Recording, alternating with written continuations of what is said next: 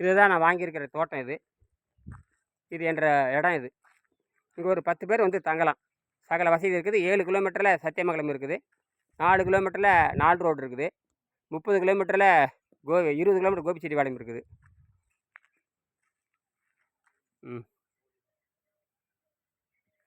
இங்கே தடம் இருக்குது பாருங்கள். இதெல்லாம் பெரிய தடம் இருக்குது.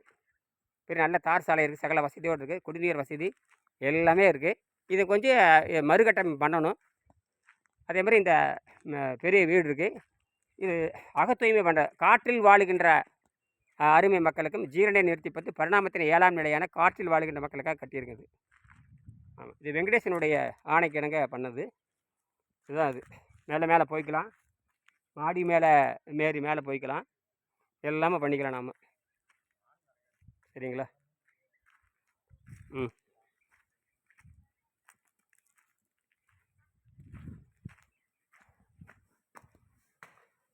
இது வீடு உள்ள பாருங்கள், எவ்வளோ ஒரு வீடுங்க.